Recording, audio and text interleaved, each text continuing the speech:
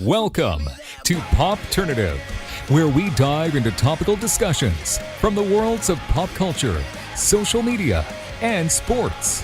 Here is your host, Peter Remoliotis, aka PD Beats. Hello and welcome to the Popternative podcast. This is the podcast and talk show where we have digital discussions from the worlds of TV, film, pop culture, social media, everything really, depending on the guest. We talk about it all. As always, I'm your host, Peter Remoliotis, and on social media, you know me as PD Beats. My guest is a storyteller, filmmaker, actor, wears many hats in the entertainment industry. We are talking to Kat Hostick. Kat, welcome to Popternative.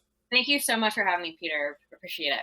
No problem. I mean, I kind of refer, especially people like yourselves, because, you know, you do wear many hats and you do a lot of different things in entertainment as well, as like storytellers, because that's essentially what it's all about, right? You're telling stories. So when did you kind of decide that was something you wanted to do?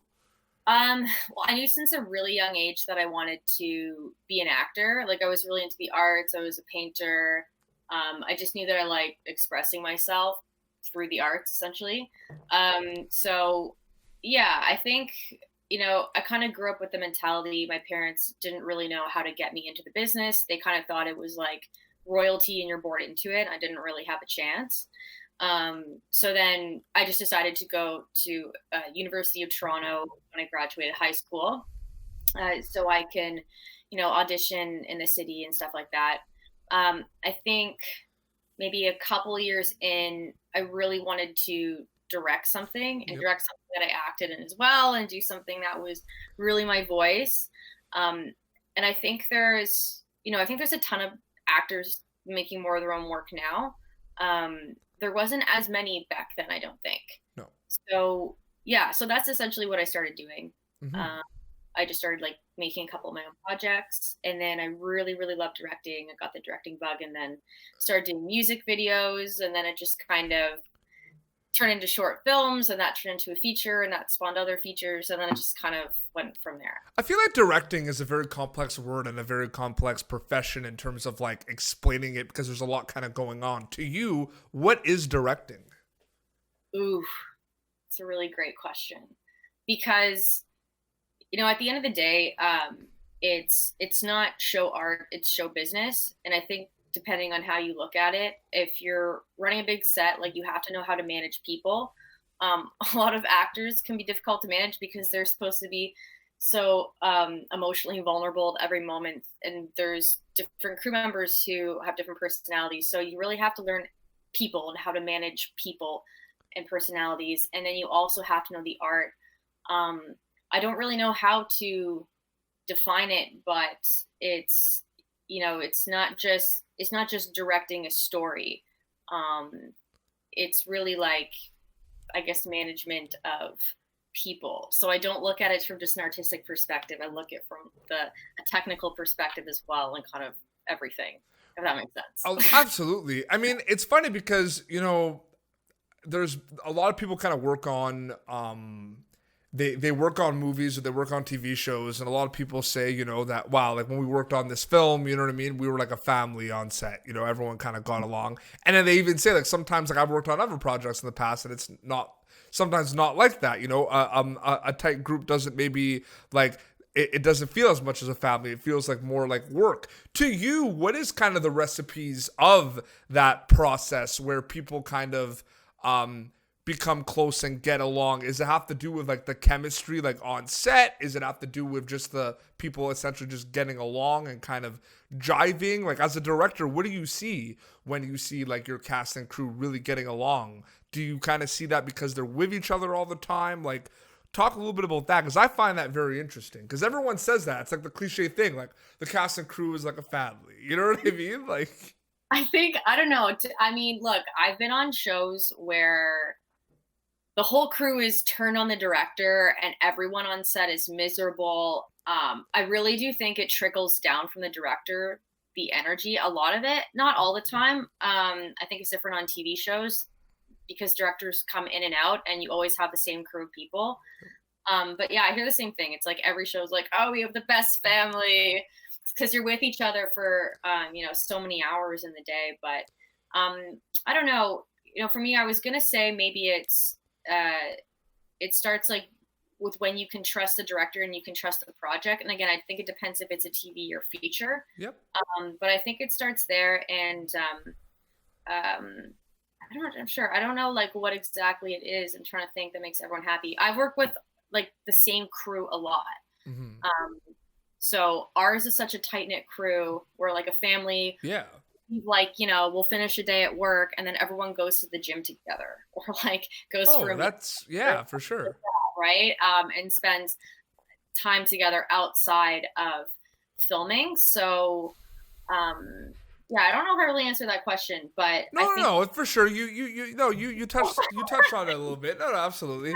No, but it's a complex thing because it just seems like it's kind of the tale of two sides, so to speak, because I've heard people say like, yeah, it was good, you know, like I keep in touch with them a little bit, you know, it was awesome, it was a fun experience, but then I hear like, oh man, they're my family.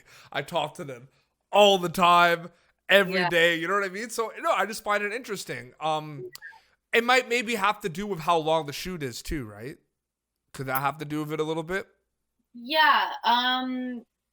Yeah, like, I mean, I don't know, actually. Like, even I know that I've done some shorts and some people have just had the best time ever, and they just really loved that crew of people.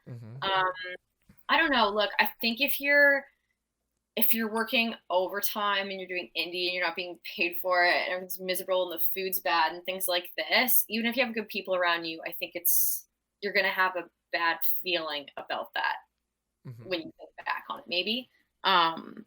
But yeah, I think if, you know, everyone's treated properly, it's fun, it's a good project, how can you not enjoy it? For sure. I want to obviously give you an opportunity to kind of talk about a lot of the really cool projects that you have done. But one project that you're kind of working on right now that's not out right now is something I kind of really want to talk to you about because I'm a really big fan of the horror genre and how it's evolving. Is you directed a film called Captain Manor, which is in the horror, thriller, mystery kind of perspective of things in terms of genre. What do you kind of think has been very amazing and impressive in the last 5 years with the genre of horror and thriller, because it is really evolving and it's an incredible genre to work in these days, I feel like. Yeah. You know what? Like, there's some really great films that have come out. I know that a lot of companies are now looking for movies kind of like Rosemary's Baby. That kind of seems like a film that everyone is saying they want to find, or Get Out, or Midsommar. Is it Midsommar? Midsommar, yeah. Midsommar, which is an incredible film. Hereditary, films like that. Yeah, no, there's some great films happening, and it's interesting watching some of these films. How, again, like Rosemary's Baby, for example, I know it's an old film, but I'm seeing that in recent films, how there's just such a slow build to the films, and it's not necessarily like very bloody or anything like that. Sure. And I guess with Captain Manor, in a way, like that's very similar. Yeah, I'm excited to see it. I've heard about this for a while because our mutual friend Trish Renoni is in this film as well, and I've heard about this movie for a while, so I'm excited to one day hopefully see it. I know it's one of those things with indie films. It's always like, when is that movie coming out? I've been here with this movie for so long, and sometimes there's just so many reasons why it takes a while to get finished. But again, COVID kind of that definitely didn't help things. No, for sure. But what I find interesting too is you mentioned it's like an indie film, and I find it funny because, and I think Netflix kind of has to do this now because of the distribution of like streaming services that are kind of showcasing indie films on their streaming platforms as well, because they're around and people can watch them. Is like, I'll watch some of the best horror films that I find are like independent features, and then I get really excited when like I interview someone from that film, right? And like to them, they're like, wow, like, he's pumped about this indie project we shot like 3 years ago. You know what I mean? Like, those are the ones that excite me because there's so many amazing movies in that genre right now. And it's like, it's crazy. I myself, in the preamble, I was telling you, I was in, like, I dabbled in film in college a little bit. I mean, I'm writing like a short horror film as well. And it I am. And no, it's just like, it's crazy. Like, there's so many things. But I feel like, do you find like twists, and twists aren't necessarily for horror, right? Like there's a lot of thrillers and dramas that have twists, right? But like from your perspective of like working with writers or directors, do you find like some people are kind of like stressing on making sure they have like a good psychological twist? Like, is that a thing? Like, do you see that a little bit? It's always about the twist. Working with other, I don't know. I mean, I always stress about the twist. I'm always like, you know, reworking that moment or making sure that's like the most solid point of the movie. Obviously, for me, that's really important. I'm really trying to get into more thrillers right now, and psychological thrillers and horror films, and so I think that's a big element. But yeah, I haven't seen like other people stress out as much because I've wrote a lot of the things that I've directed, so I guess it's a bit different. And how do you kind of balance those two things? Because I find that's like the first thing that people kind of want to get into film. You know what I mean? They see that people are like the director and the writer, but that those like other films have a director and then they have a writer. You know what I mean? So how is that when you have to do both those jobs? You know, Is it just is it a natural thing, I guess? It's so like more at the beginning of my career. Like I wrote my first 2 features. Campton Manor was a different writer. This writer, his name was Stephen Wallace, and he just directed and wrote Burt Reynolds' last movie. And yeah, like he has a very different style of writing than I do, and I would prefer to actually take a different writer's work and just come at it from a fresh perspective, and then I can kind of see in the script where I'm like, this doesn't make sense, or this is really, I could do this, it's really cool or different, and it's just a fresh perspective. But if you're writing the film, I think it's good to have other perspective on it in terms before you go to camera. I think it's always good to have other people's notes, and I think some people might be afraid to say something, but I always encourage constructive criticism. I'd rather the movie be really solid before we're on a camera. For sure. Can you give us a little like tour of like some of the projects that you've kind of worked on in the past, whether in a director or a writer capacity, that people can kind of check out right now? Because there's always going to be like, you know, you've been doing this for quite some time, and there's always going to be kind of like great experiences and unique experiences with certain projects and learning experiences. So I don't know, I'm sure, like, because there's a lot of really cool things, but I kind of want to give you an opportunity to kind of talk about some things that we can kind of watch right now, or some projects that hold close to your heart. Just like, give us a little kind of tour. Give us a little sample. A little tour. Okay. So the first short that I ever did that I directed, wrote and acted in was called Three's a Crowd. It's on YouTube. It's actually Bobby Del Rio, who you've interviewed. That's one of his favorite projects. He said that's actually his favorite project that I've done. I've done a lot of stuff. So, and I think that one's really my voice. So that one I hold close to my heart because, you know, I didn't have a lot of money to shoot it. I found a way. It was very me. And I'm actually going to be doing a web series that's very similar to that. The voice and style. So I'm really excited about that. The first feature I did was called The Meaning of Life. It was originally supposed to be a short film, and it ended up being 40 minutes, which is unprogrammable. So I decided that I would just continue filming and make it a feature. Okay. So that one, it was a very sweet film. And it starred Tyler Shaw, who is a musician, singer. Yeah. That's the funniest thing. My mom's literally listening to Tyler Shaw like right now. Are you serious? I'm not even kidding you. That before, okay, I know I have to obviously bring it up because that's too crazy. Because literally, like, I'm coming downstairs and I'm like, okay, we're gonna have to take off the, you know, Amazon Echo because like I'm gonna hear it. She's listening to Tyler Shaw, so that's hilarious. No way. That's hilarious. Tyler, he was amazing, and that project was really interesting because I really wanted an actual musician to play that role, and I wanted someone with radio play. I wanted someone who was like, you know, kind of big and well known in the Canada scene, and there weren't a lot of people who had acting experience in that age group, and so yeah. Anyway, we ended up getting lucky, and I really had to take a risk on him because he's never acted before, but I don't know. I had a feeling he could do it. We had like a Skype chat. We went through some lines and stuff. And but he was incredible. He was really, really good. That's awesome. So that was a great experience. We also had like Gene Yoon from Kim's Convenience. Kim's Convenience is great. I've interviewed a lot of cast members from that. Oh, have you? And yeah, but that show, I feel like there's a lot of shows like this, but like it's like two shows pretty much, because there's like the handy like car, it's like there's like the convenience store kind of storylines, and then there's like with Simu Liu like at the car rental. They don't really cross that much, so I feel like that's kind of would be difficult to kind of write. And like congrats to the writers, because like you're literally putting like two shows in one kind of. I feel like a lot of people don't realize that a lot with Kim's Convenience. Yeah, that's an interesting perspective actually. I didn't really think about that before. Yeah. No, that show's great. And Gene Yoon is fantastic. We also had Sadie Monroe played lead with Tyler from Working Moms, and she Another was show doing really well. Fantastic. Yeah. So that was one of my, that features obviously very close to my heart. It's a very sweet film. And the second movie I did is called The Road Ahead. It's not out yet.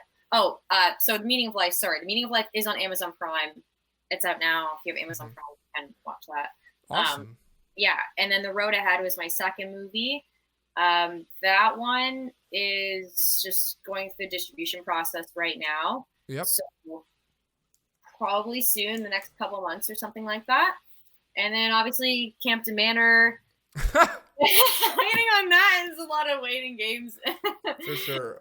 Yeah. I just want to say something, and this is more of a statement that you can like respond to rather than a question, because I'm not going to beat around the bush. I mean, you are a woman who is a director, and we need more women to direct films, and we need to showcase more women who direct films. Yeah, I do think so as well. It's interesting, this whole woman thing. Like, I've been trying to figure out what to make of it. I do think that we need more female voices in the industry. Like, that's 100%. And I think that everyone's done really well to incorporate women now. And like a lot of the shadows I've done on shows, or the producers that I know, like everyone, it's honestly being like, we need more women. We're actively looking for female directors. Yep. We're looking for people of color. Like, everyone really, really wants that. Yep. So I think that's fantastic. I think there's even more work to do on it. I've been like struggling with if I identify as, calling myself a female director, because I just want to be known as a director. But you're also busy doing the job too, right? Like, you don't really have time to like think about those type of narratives and perspectives as well, right? Like, you're working and directing a film, right? Yeah. And I'm like, I'm trying to think of the ways in which I've been treated because I am a woman in this industry. And like, I have had my challenges, quite honestly, but for the most part, it's been pretty good. And in Canada, everyone seems to be very supportive and love female directors, which is really great. Yeah. But yeah, I would definitely, there's more and more female voices, and yeah, I'm excited to see. Well, you do amazing work, and just keep it up. Like, it's awesome. We want to kind of see and support your stuff. So hopefully, especially when Captain Matter comes out, we'll be when it comes out. Yeah, yeah, we'll be checking that out. But Kat, thank you so much for coming on Popternative. I really appreciate it. Thank you, Peter. It was really great chatting with you. Absolutely. So where can people follow you on social media to keep up to date with everything? Yeah, my Instagram. I've never used Twitter. I want to understand how it sounds crazy, but Instagram at Kat Hostick, CATHOSTICK. Follow me there. Feel free to reach out if anyone has any questions. I'm always down to talk to people. Amazing. Well, this has been Popternative, youtube.com/Popternative for previous episodes. Until next time, this is Kat Hostick and Petey Beats signing off. Thank you for tuning in to Popternative. Make sure to check out our past episodes of Popternative on YouTube. Be sure to like Popternative on Facebook and follow us on Twitter. This has been an Autograph Communications production.